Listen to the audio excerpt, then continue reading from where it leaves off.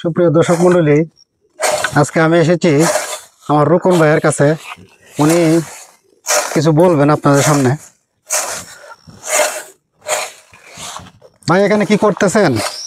আরে ভাই, ওই যে একটা কলা গাছ, মানে এটা ও যত্ন নিয়ে ফেলাই দিয়েছিলাম যে আমার খাওয়ার টিলার একটা মিশিং আছে, এটা দিয়ে এই যে হাল চাষ করছি।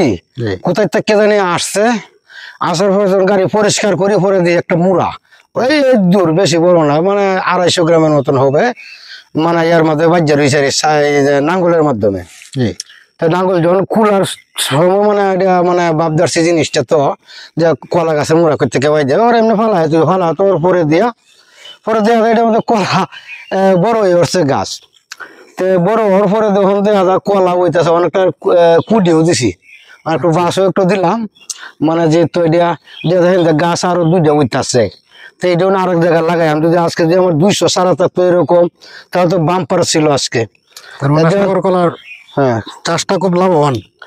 হ্যাঁ অবশ্যই লাভবান। এই যে আপনার এটার মধ্যে 12টা কান্দা আছে, 12টা কান্দা তো মনে সকলটা একটা পাইতেই না। এই দেখেন 12টা কান্দা, এই যে গন্যা দেখেন, বিশেষ না হলে এই যে একটা, এই যে একটা 2 দিয়া 3 দিয়া 4 দিয়া, এই যে দেখুন 5টা, এই যে 6টা, এই যে 7টা, এই যে 8টা, 9টা, এই যে 10টা, এই যে একটা 11টা। আচ্ছা, 11টা কান্দা, 11টা নিচে, এই যে এটা আপনার 12টা হয় আর কি। আচ্ছা, এরকম এরকম যদি সবাই দিয়ে আমরা লাভবান হইতে পারি, তবে কলা স্বাস্থ্য আর বলা যাবে না। এখন চিন্তা ভাবনা আছে, প্রায় আমি 2 থেকে 2,500 কলা গাছ রোপণ করবো, মানে এইখানে এই 2 জায়গার মধ্যে, এই জায়গাটার মধ্যে, এই যে ধান কাটা শেষে নাকি? হ্যাঁ, ধান কাটা শেষে আবার রোপণ করবো চিন্তা ভাবনা।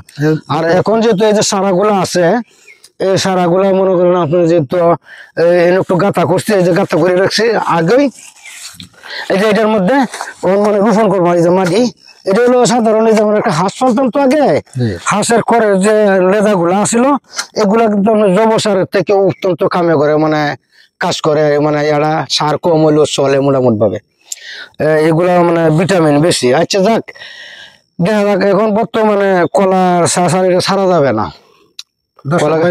উদ্দেশ্যে কিছু বলেন। হ্যাঁ, সবাই মনে হয় যারা আছে সাগর কলার শ্বাস মনে করবেন, আর আমিও মনে করি মোটামুটি ভাবে সারা গরড়, আমার এক শাসাতো ভাই গরড় বাড়ি, মানে একজন আছে ডিলার মুস্তফা ভাই, অথবা হিরণ, ওরা মানে কলার বাগান থেকে আমি 1500 সারার অর্ডার করছি, মানে 800 আনবো হিরণের থেকে, আর 700 আনবো ডিলার মুস্তফা ভাইয়ের কাছ থেকে আনিয়া, আবার এখানে এই সবটার মধ্যে রোপণ করবো। আমি যে এই কিছুদিন আগে যে একটা ভিডিও দেখছেন, এটা এই যে আপনার ধান কাটে যে ইয়া করছিল, কিন্তু এই যে ফাঁক করে দিয়েছিলাম, ফাঁক করে দেওয়ার পরে দেয়া কিন্তু আর একটা ফুলও কাটে নাই। দেখেন যতটুকু আসেন, কিছুদিন আগে কিন্তু এই মনেটা ছিল, কিন্তু একটা ফুলও কিন্তু এখন নাই, যেতে এখন রৌদ্র লাগে, তা রৌদ্র পরে দেয়া ইনশাল্লাহ।